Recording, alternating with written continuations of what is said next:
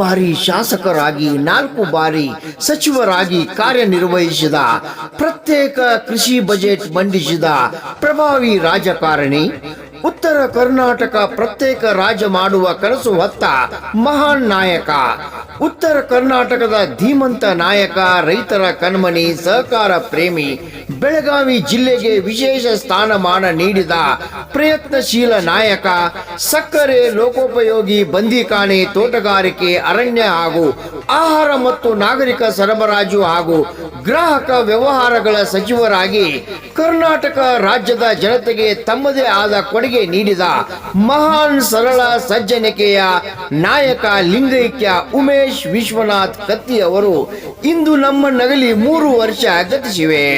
ತಮ್ಮ ಅಗಲಿಕೆಯಿಂದ ಸಹಕಾರ ರಂಗ ತುಂಬಾ ಬಡವಾಗಿದೆ. ತನುಮನ ಪೂರ್ವಕವಾಗಿ ತಮ್ಮ ತೃತೀಯ ಪುಣ್ಯ ಸ್ಮರಣೆ ದಿನವಾದ ಇಂದು ತಾವು ನಮಗೆ ಹಾಕಿಕೊಟ್ಟ ಮಾರ್ಗದರ್ಶನ, ಸವಿ ನೆನಪಿಗಾಗಿ ಭಾವಪೂರ್ಣ ಶ್ರದ್ಧಾಂಜಲಿ ಅರ್ಪಿಸುತ್ತಿದ್ದೇವೆ. ನಿಮ್ಮ ನೆನಪು ನಮ್ಮ ಮನದಲ್ಲಿ ಸದಾ ಅಚ್ಚರಿವಾಗಲಿ.